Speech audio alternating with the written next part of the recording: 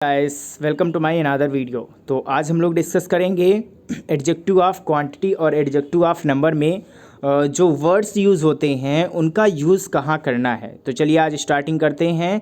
तो one by one सबका use पढ़ेंगे और कैसे सेंटेंस में यूज़ करना है ये भी देखेंगे। तो चलिए बिना देरी के स्टार्ट करते हैं। सबसे पहले देखेंगे हमारा है, सबसे पहला रूल है difference between all and whole. तो क्या आपको पता है ऑल मीन्स क्या होता है? ऑल मीन्स होता है सब, ठीक है। ओके, ऑल मीन्स क्या होता है? सब यानी पूरा। और होल मीन्स भी क्या होता है? सब या फिर पूरा। ओके, तो दोनों का वैसे सेंस तो सेम निकलता है, बट इनका यूज़ कहाँ करना है वो देखेंगे।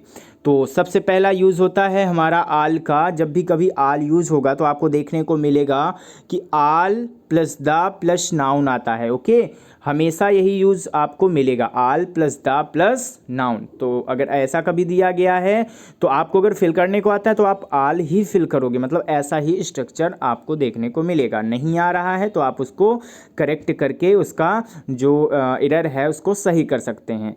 तो देखेंगे एग्जाम्पल पर, जैसे आप देख सकते हो have you eaten all of the cake. तो यहाँ पर द और प्लस नाउन आया है, ठीक है, उसके पहले हम ऑल का यूज़ करते हैं। तो ये हमारा रूल होता है, इसी के अकॉर्डिंग हम एरर डिडक्शन को करेक्ट करते हैं। चलिए देखते हैं सेकेंड वाला क्या होता है, द होल एंड नाउन। कभी भी जब होल का यूज़ करते हैं तो द पहले रखा होता है, फिर आता है होल, उसके बाद आता है नाउन। Okay clear.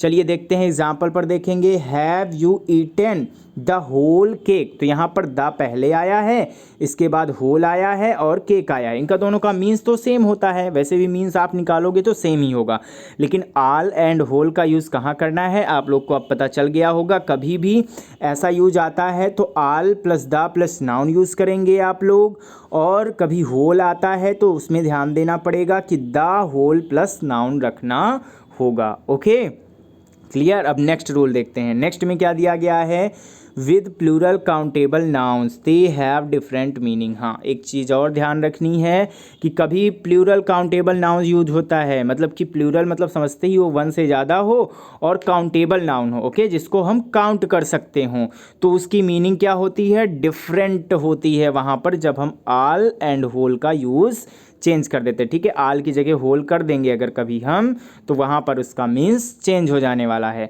तो देखेंगे एग्जाम्पल पर, जैसे all the students presented in the class. यहाँ पर दिया गया है all the students presented in the class means every student. All students means every student, मतलब वहाँ जितने स्टूडेंट हैं, सारे के सारे नहीं, जितने सारे स्टूडेंट हैं वो नहीं, वहाँ पर जितने स्टूडेंट प्रेजेंट हैं, ठीक है, मतलब क्लास में जितने होते हैं उतने प्रेजेंट हैं। तो यहाँ पर थोड़ा सा समझने वाली बात है कि इवरी का यूज हुआ है। इवरी मीन्स ये ऑल नहीं होता, मतलब जैसे आप लोग बोलो कि मतलब कि लाइब्रेरी आप लोग गए तो आप लोग देखते होगे बुक्स, ठीक है, तो आप बोलते हो बहुत सारी बुक हैं, ठीक है, तो वहाँ पर ऑल तो नहीं बोल सकते। ऑल बोलेंगे तो ऑल का वहाँ पर क्या होगा? लिमिटेड यूज़ होगा, ठीक है। या फिर अगर आप देखते हो कि अगर वर्ड के बारे में बोलते हो कि वर्ड में बहुत सारी बुक्स हैं, तो वहाँ पर आल का यूज़ करते हो तो वहाँ अनलिमिटेड के लिए यूज़ होता है। तो आल का यूज़ हम लिमिटेड के लिए भी करते हैं एंड अनलिमिटेड के लिए भी करते हैं। ओके, तो चलिए देखते हैं यहाँ पर किसका आल का यूज़ किस लिए होगा। इवरी मीन्स लिमिटेड है, अभी जो यहाँ के स्टूडेंट है वो लिमिटेड के बारे में यूज हुआ है, तो यहाँ जो प्लूरल काउंटेबल नाउन के साथ आल का यूज होता है तो यहाँ पर लिमिटेड के लिए यूज होता है।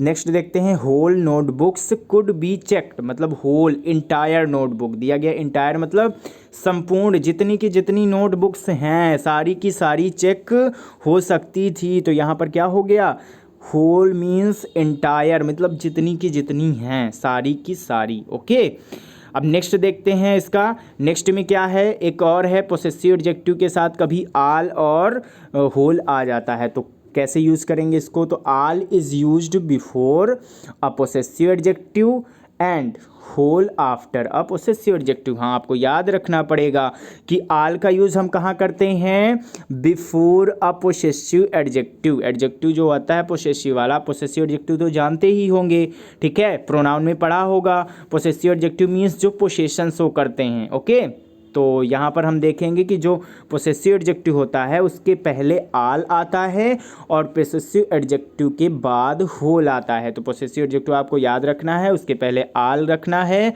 और अगर कभी होल रखना पड़े तो आप पोसेसिव एडजेक्टिव के पहले रखोगे। चलिए एग्जाम्पल में गौर करते हैं। दिया गया है all his performance is good. ठीक है, तो यहाँ पर आल क्या है?